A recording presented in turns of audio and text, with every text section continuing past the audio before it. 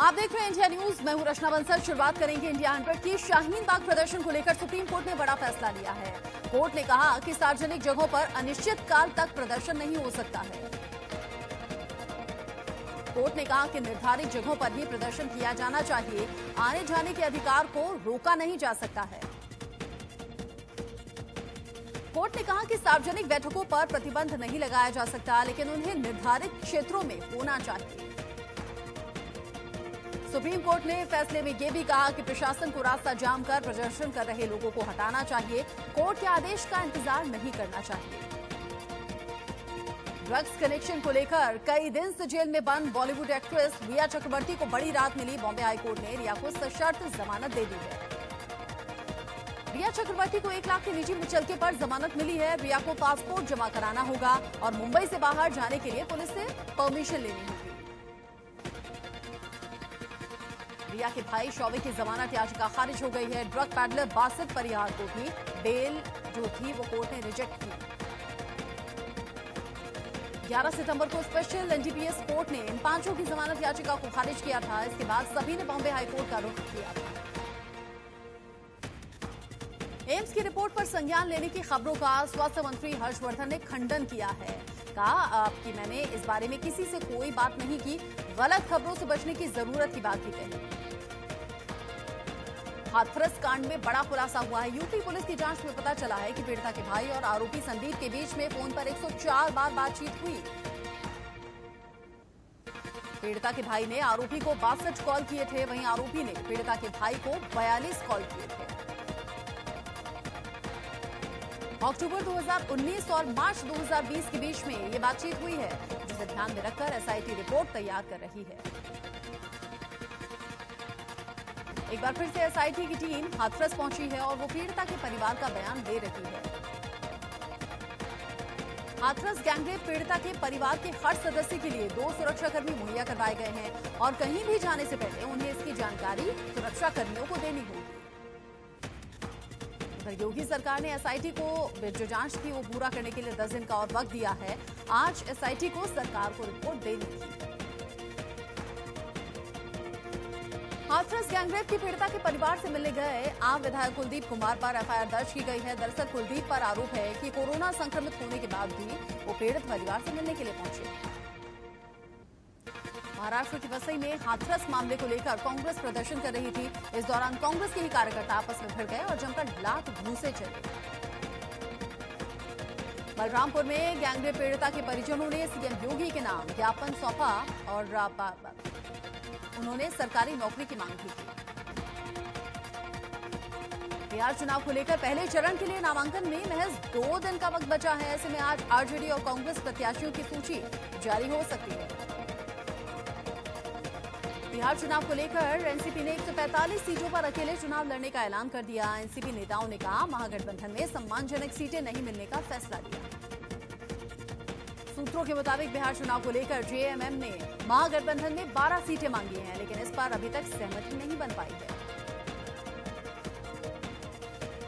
बिहार चुनाव के लिए बीजेपी ने अपनी पहली लिस्ट जारी कर दी है। 27 उम्मीदवारों की लिस्ट में नाम शामिल है। बीजेपी ने हाल ही में शामिल हुई शूटर श्रेयसी सिंह को जम्मू से टिकट दिया। बिहार विधानसभा चुनाव को लेकर एनडीए में सीटों का बंटवारा हुआ। जेडीयू के हिस्से में 122 सीटें और बीजेपी के हिस्से में 121 सीटें आई। बिहार चुनाव को लेकर सीएम नीतीश कुमार ने कहा कि हमारी सरकार ने जो काम किया है उसी के मुद्दे पर हम चुनाव लड़ेंगे।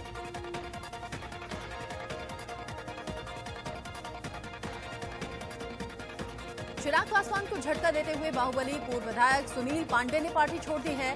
वो तरारी विधानसभा से निर्दलीय चुनाव लड़े।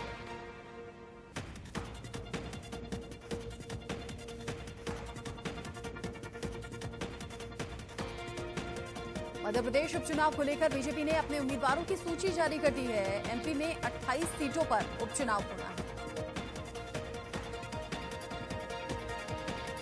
कृषि कानून का विरोध कर रही कांग्रेस की ट्रैक्टर रैली को हरियाणा बॉर्डर पर रोक दिया गया, जिसके बाद राहुल गांधी धरने पर बैठ गए। इस दौरान राहुल गांधी ने कहा कि इंतजार करेंगे जब तक जाने नहीं दिया जाता। 1 घंटे नहीं 5000 घंटे तक इंतजार करेंगे। हालांकि कुछ देर बाद की बातचीत के बाद राहुल गांधी को 100 कार्यकर्ताओं के साथ हरियाणा में एंट्री दे दी गई। ट्रैक्टर रैली के दौरान कुरुक्षेत्र में राहुल गांधी ने मोदी सरकार पर निशाना साधा। उन्होंने कहा कि उनकी सरकार होती तो 15 मिनट में चीनी सेना हिंदुस्तान की सीमा से बाहर होती। फिल्म एक्ट्रेस ऋचा चड्ढा ने पायल घोष के खिलाफ बॉम्बे हाई कोर्ट में मानहानि का दावा करते हुए याचिका दायर की, जिस पर आज सुनवाई होगी। जम्मू कश्मीर के शोपियां में सुरक्षा बलों की आतंकी से मुठभेड़ हुई, जिसमें 3 आतंकी ढेर हुए। वहीं इलाके में अभी सर्च ऑपरेशन जारी है। जम्मू कश्मीर के गांदरबल आतंकियों के जरिए बीजेपी नेता के घर पर हमला हुआ। मौके पर तैनात पीएसओ ने जवाबी फायरिंग की, जिसमें आतंकी मारा गया। जम्मू कश्मीर में आतंकी हमले में शहीद हुए जवान का पार्थिव शरीर उनके घर रायबरेली लाया गया। इस दौरान शहीद को श्रद्धांजलि देने के लिए लोगों का जन सैलाब उमड़ पड़ा। टोक्यो में क्वाड देशों की बैठक, अमेरिका, जापान और ऑस्ट्रेलिया के विदेश मंत्री इसमें शामिल हुए। बैठक में भारत ने परोक्ष रूप से चीनी घुसपैठ का मुद्दा भी उठाया। टोक्यो में क्वाड की बैठक में अमेरिकी विदेश मंत्री पोम्पियो चीन पर जमकर बरसे। उन्होंने कहा कि चीन दुनिया के लिए खतरा है। पराली जलाने के मामले पर सुप्रीम कोर्ट ने सख्त रुख अपनाया है। दिल्ली, हरियाणा, पंजाब, यूपी के मुख्य सचिव को तलब किया गया। मामले की अगली सुनवाई 16 अक्टूबर को होगी।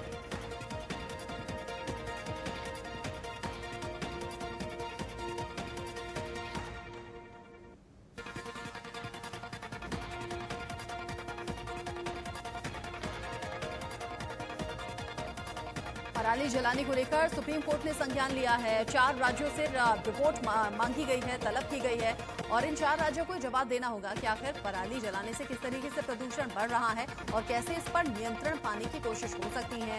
इससे पहले भी हमने देखा है हर बार इसी तरह से पराली जलाई जाती है इस सीजन में, जिससे प्रदूषण बढ़ जाता है। उधर देश में कोरोना का कहर जारी है। 24 घंटे में 72,049 मरीज नए सामने आए। देश में कोरोना से 24 घंटे में 986 मरीजों की मौत हो गई। मरने वालों की कुल तादाद 1,30,000 के पार है। कोरोना संक्रमितों की संख्या 67,57,000 हो गई है। वहीं एक्टिव केस की संख्या 9,07,000 है। दिल्ली में पिछले 24 घंटे में कोरोना के 2,676 नए मरीज मिले हैं। 39 मरीजों की मौत हुई है।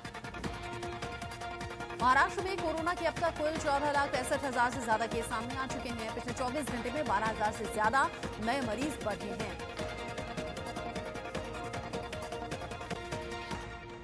महाराजगंज में बीजेपी विधायक किसान बिल के समर्थन में बिना सोशल डिस्टेंसिंग के नुक्कड़ सभा कर रहे थे, जिस पर दरोगा ने उनसे सवाल किया तो विधायक ने दरोगा को ही फटकार लगाया।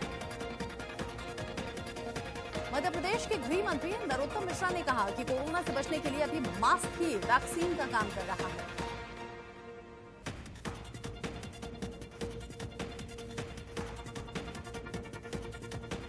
गाजियाबाद पुलिस ने छेड़खानी के आरोप में 3 मंचलों को गिरफ्तार कर लिया है। बीते 3 अक्टूबर को आरोपियों ने 2 युवतियों से छेड़खानी की थी। मेरठ में एक महिला ने मंचले की जमकर पिटाई कर दी। दरअसल पिछले कुछ दिन से आरोपी महिला को अश्लील वीडियो और फोटो भेज रहा था। गोंडा में चुनावी रंजिश को लेकर 2 पक्षों में जमकर मारपीट हुई, जिसमें करीब 6 लोग जख्मी हो गए। फिलहाल घायलों का अस्पताल में इलाज चल रहा है। अम्बेडकर नगर में जमीनी विवाद को लेकर पक्षों में जमकर लाठी डंडे चले, जिसका वीडियो वायरल हुआ है। पुलिस ने मामले में 2 लोगों की गिरफ्तारी की है। रायबरेली में एक ठेकेदार ने बकाया पेमेंट को लेकर जमकर हंगामा किया। हालांकि पुलिस ने आरोपी ठेकेदार को गिरफ्तार कर लिया। ग्रेटर नोएडा में नकाबपोश बदमाशों ने बैंक में घुसकर लूटपाट की। विरोध करने पर बदमाशों ने गार्ड की पिटाई भी की और करीब 3,90,000 रुपए लेकर फरार हो गए। अम्बेडकर नगर में पुलिस ने डॉक्टर के घर से हुई चोरी का खुलासा कर दिया। पुलिस ने 6 आरोपियों को गिरफ्तार किया, जिनके पास से चोरी के करीब 76 लाख रुपए बरामद हुए हैं। कानपुर में बदमाशों ने घर में घुसकर चोरी की। घर में रखे लाखों के गहने और नकदी लेकर चोर मौके से फरार हो गए। राजस्थान के सीकर में पुलिस ने जाली चेक के जरिए श्याम मंदिर कमेटी के खाते से 20 लाख रुपए निकालने वाले आरोपी को गिरफ्तार किया। आरोपी मुंबई का रहने वाला है। मेरठ में एसपी नेता और उनके बेटे पर रिश्तेदारों ने फायरिंग की, जो कि पास में लगे सीसीटीवी कैमरे में कैद हो गई।